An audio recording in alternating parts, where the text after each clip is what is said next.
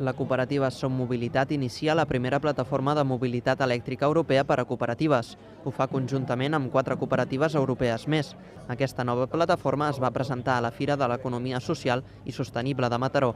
A més, també presentaven el primer vehicle elèctric de Som Mobilitat. L'objectiu d'aquesta iniciativa és reduir la quantitat de vehicles que circulen per la ciutat.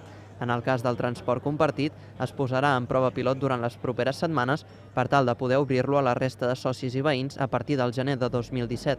A més, Som Mobilitat oferirà la possibilitat als socis de fer servir cotxes de la cooperativa o cotxes propis. Avui presentem el primer vehicle i també presentem la primera plataforma cooperativa de mobilitat elèctrica. I això què vol dir?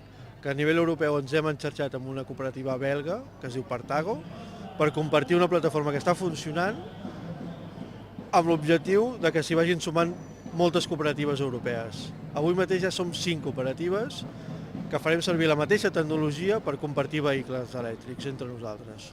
L'objectiu d'aquesta xarxa és que es vagi ampliant i al final ser una alternativa real, cooperativa, real, per anar viatjant per tota Europa fent servir la mateixa aplicació del mòbil. Per tal d'agilitzar l'arribada del cotxe elèctric, llançaran la iniciativa Compra i Comparteix, un projecte que permetrà comprar un cotxe de manera col·lectiva entre amics i veïns i compartir-lo amb la resta de socis quan ells no el facin servir. Què ha suposat?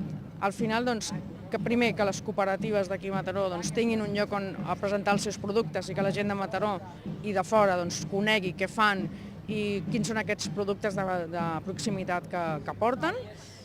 Segon, que la gent de Mataró també conegui una mica més a fons aquell concepte de l'economia social i solidària que no sempre acabem de saber què és. La setmana ha sigut molt positiva, començant amb l'acte d'inauguració que vam tenir amb Christian Felber, creador del concepte del bé comú. Vam planar Cafè de Mar d'una manera que no ens esperàvem, amb més de 200 persones en aquesta conferència inicial. El preu del servei serà de 4 euros l'hora o 35 euros al dia i inclourà totes les despeses: pàrquing, electricitat, assegurança, manteniment i neteja.